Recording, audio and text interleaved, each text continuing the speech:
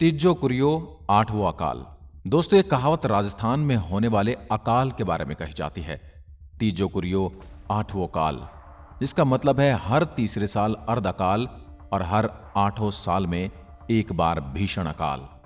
नमस्कार दोस्तों, मैं आपका दोस्त बजरंग प्रजापति। आज हम आपके लिए राजस्थान से जुड़ी एक ऐसी वीडियो लेकर आए हैं जिसे देखकर आपको भी पता चल जाएगा कि अकाल की वास्तविक परिभाषा क्या है। दोस्तों, बाढ़, भूकंप, सूखा, अकाल, इन सभी प्राकृतिक आपदा के बारे में तो आप सभी जानते ही होंगे, किंतु जब प्रकृति अपना कहर ढाती है तो इंसानों की रूह तक कांप जाती है।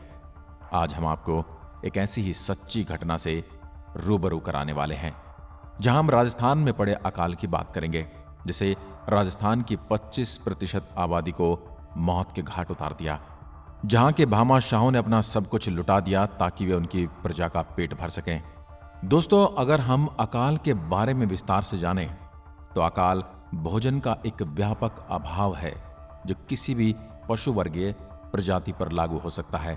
इस घटना के साथ यह इसके बाद आमतौर पर क्षेत्रीय कुपोषण, भुखमरी, महामारी और मृत्यु दर में वृद्धि हो जाती है।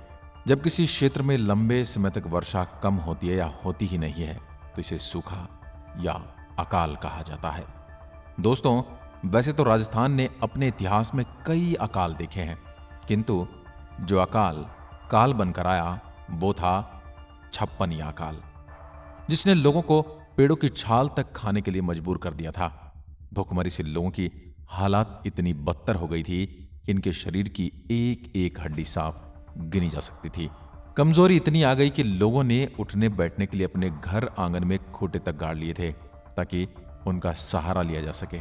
सिर्फ इतना ही नहीं, कई बड़ी बड़ी रियासतें भी अपनी प्रजा का पेट भरने के लिए कर्ज तले दब गई थी। यह बात उस वक्त की है जब भारत पर अंग्रेजों का शासन चल रहा था। एक तरफ अंग्रेजों के अत्याचार से लोग पीड़ित थे तो दूसरी तरफ ये भयंकर अकाल। दोस्तों, हम बात करते हैं राजस्थान के थार के मरुस्थल की। ये दुनिया का 9वां सबसे गर्म मरुस्थल है। यह करीब 2 लाख वर्ग किलोमीटर में फैला है। इसका सबसे विस्तृत इलाका मिला है पश्चिमी राजस्थान को। इस इलाके में कोई नदी नहीं थी। यहाँ के लोग पूरी तरह से बारिश के पानी पर निर्भर हुआ करते थे। लेकिन अब बात है साल 1899 की, जब बारिश के बादल तो मानो इस इलाके को भूल ही गए थे और फिर शुरू हुआ इतिहास का सबसे भयंकर और भीषण अकाल, छप्पनिया अकाल। दोस्तों, यह अकाल तो सन 1899 में पड़ा था, किंतु यदि हम बात करें विक्रम संवत की तो उस साल विक्रम संवत 1956 चल रहा था। इसकी वजह से ही इस अकाल का नाम छप्पनिया अकाल पड़ा। इस साल पड़े इस अकाल ने राजस्थान, पंजाब, गुजरात और मध्य भारत के कई क्षेत्रों को प्रभावित किया था।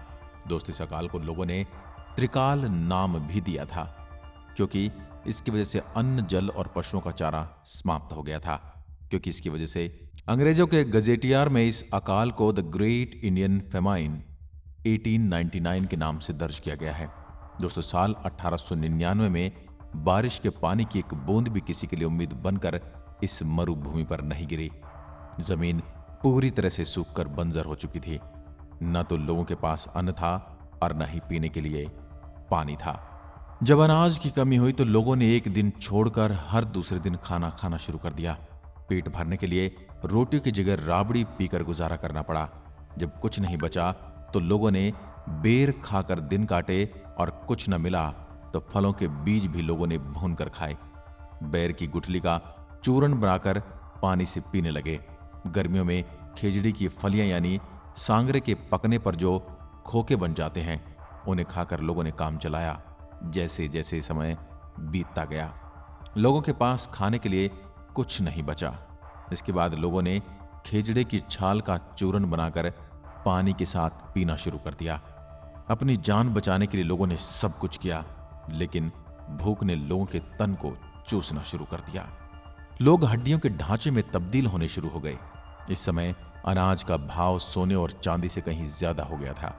लोगों ने सोने चांदी के बदले भी अनाज देने से मना कर दिया था। इतना ही नहीं, बात तो तब बिगड़ गई जब अनाज के बदले कुछ लोगों ने तो अपने बच्चों को भी बेच दिया। जब इस तरह के मामले सामने आए तो आप अंदाजा लगा ही सकते हैं कि अकाल कितना भयानक होगा।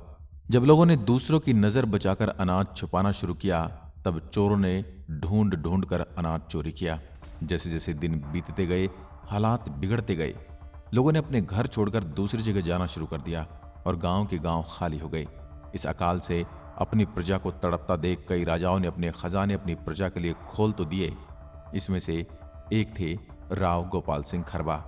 ये उनके शासन का दूसरा ही साल था और उन्होंने इस भयानक अकाल का सामना करना पड़ गया था। उन्होंने अपनी प्रजा के लिए जगह जगह लंगर शुरू किए और लोगों में खिचड़ी और उबले हुए चने बंटवाए। जब इनका पैसा खत्म होने लगा, तब इन्होंने अजमेर और ब्यावर के सेठों के पास अपने राज्य के कई गांव गिरवी रख दिए। लेकिन अकाल तो मानो कभी खत्म होने का नाम नहीं ले रहा था।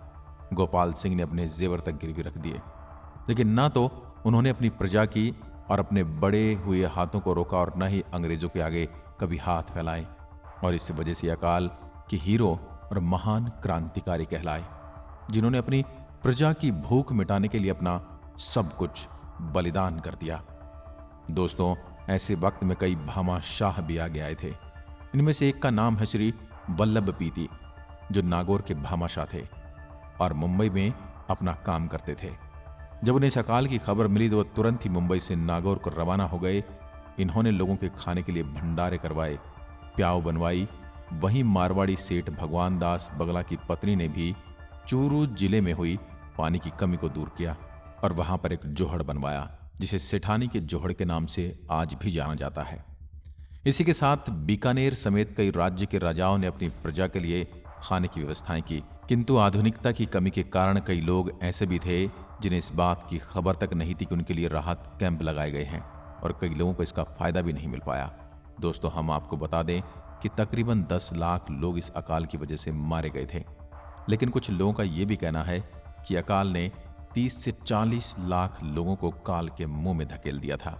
कई सेठों ने बड़ी निर्दयता दिखाते हुए एक एक रोटी देकर लोगों से मजदूरी करवाई और अपनी हवेलियां खड़ी कर ली। दोस्तों, इस अकाल ने लोगों को कितना मजबूर कर दिया, यह इस बात से भी साबित होता है कि किसान ने खेजड़ी की सांगरी के बदले अपनी पत्नी तक को किसी को दे दिया। और जब जेठ का महीना आया तो मानसून ने दस्तक दी। जब बादल गरजे, तब उसने अपना सर पकड़कर कहा, आधो रह गयो ऊखली, आधो रह गयो छाज, सांगर सटय धन गई, अब मधरो मधरो गाज। इसका अर्थ है कि बादल अब उमड़ घुमड़ कर भले ही खूब गरज रहे हों, लेकिन भूख को जो नुकसान पहुंचाना था वह उसने पहुंचा दिया है। दोस्तों, यह तो सिर्फ कुछ ही बातें थी, किंतु इसके अलावा भी कुछ ऐसी घटनाएं थी जिन्हें कह पाना भी मुश्किल है। जो लोग अपना गांव छोड़कर दूसरी जगह बस गए, उन्होंने भी बाहर रहकर व्यापार किया और बाद में कई लोगों ने इन इलाकों में जोहड़, कुंड, कुएं एवं तालाब बनवाए। जिस तरह से लोगों ने संघर्ष कर अपनी जान बचाई, उनकी हिम्मत की हम दाद देते हैं। इतना कुछ होने के बाद भी लोगों ने हिम्मत नहीं हारी, मौत से संघर्ष किया और खुद को व अपने परिवार को जिंदा रखा। दोस्तों, आज के इस वीडियो में बस इतना ही। अगर आपको ये वीडियो अच्छा लगा है तो वीडियो को लाइक करें और यदि आप छप्पन अकाल से जुड़ी कुछ और कहानियां जानते हैं तो हमें कमेंट करके बताएं, ताकि हम उसके ऊपर भी वीडियो बना सकें। आज की वीडियो बस इतना ही। धन्यवाद। जय हिंद, जय भारत।